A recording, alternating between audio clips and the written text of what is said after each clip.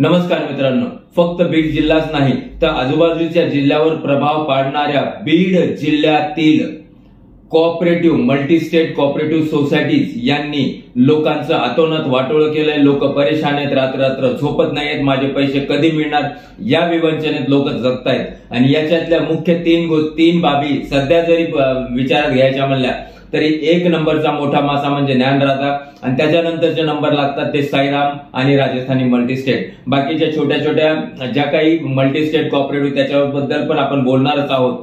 तर हे सगळं होत असताना ज्ञानराधा मधले असंख्य ठेवीदार हे रात्रंदिवस परेशान आहेत, त्यांना झोपा नाहीत, त्यांचं वाटोळ होण्याची वेळ आलेली आहे। हे सगळं होत असताना बीड जिल्ह्यामध्ये जे ज्ञानराधाचे ठेवीदार आहेत ते पोलीस स्टेशनला गेले, एसपी ला भेटले, पण तिथं दाद मिळाली नाही म्हणून ते शेवटी कोर्टात गेले आणि कोर्टातून 156(3) अंतर्गत कुठे आणि ज्ञानराधा याच्यावर कारवाई करावी म्हणून त्यांनी अपील केले आणि त्याच्यानंतर 5 ते 6 केसेस ज्ञानराधावर झाल्या।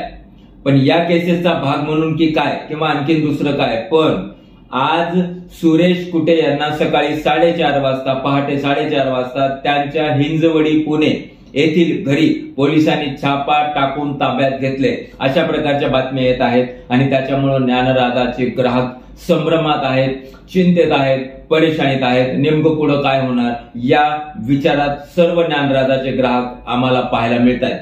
पण या गोष्टीबद्दलचा खात्रीशीर दुजोरा आतापर्यंत आम्हाला मिळालेला नाही। या गोष्टीची खातरजमा करण्यासाठी आम्ही पोलीस प्रशासनातील वरिष्ठ अधिकारी किंवा संबंधित पोलीस स्टेशनच्या अधिकाऱ्याला पण बोललो, पण त्यांच्याकडे पण या गोष्टीची तशी पक्की माहिती नाहीये। मग हे जर माहिती नाहीये तर मग नेमकं कुटेला पुणे पोलिसांनी अटक केली, बीड पोलिसांनी केली किंवा फक्त नजर कैदेत ठेवलंय, या सगळ्या गोष्टी गुलदस्त्यातच आहेत। आणि त्याच्याच बरोबर कोणत्या राजकीय पुढाऱ्यांचा याच्यामध्ये दबाव आहे का, वरदास्त आहे का?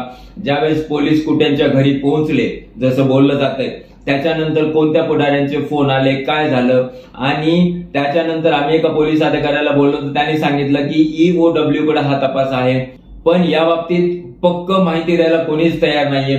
त्याच्यामुळं आज तरी नेमकं कुठे बरोबर काय झालंय, अटक नजर कैद अटक केलीये का नाही केलीये का, 2 ते 4च्या दरम्यान कोणते RBIचे पेपर्स त्यांना द्यायचे, या पोलिसांसमोर सादर करायचे, या सगळ्या गोष्टी आणखीन 1-2 तासांनी आपल्या समोर येतील। पण हे जर होत असेल तर हे चांगलंय की RBI म्हणजे ते जे शब्द वापरतात BG, फेमा, IMIS, ते वेगवेगळे शब्द, हे जे सगळे शब्द वापरतात, नेमकं BG कोणाला येणार आहे हे जर आपल्याला प्रत्येक ग्राहकाला हे नेमकं काय हे जाणून घेण्याची आणि पाहण्याची उत्सुकता आहे।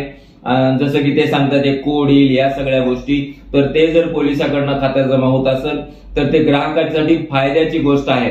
आणि जर या सगळ्या हालचालीतून जर ग्राहकांचे पैसे मिळतोय की नाही याच्याबद्दलचा जर स्पष्ट मार्ग आपल्याला दिसत असेल तर त्याच्यासाठी ग्राहकांना दुसरी कोणतीही खुशी नसेल। तर आता एवढंच, जसे पुढचं 2 ते 4च्या दरम्यान नेमकं काय होतंय ते घेऊन आम्ही ज्ञानराधाच्या ग्राहकासमोर परत येऊ।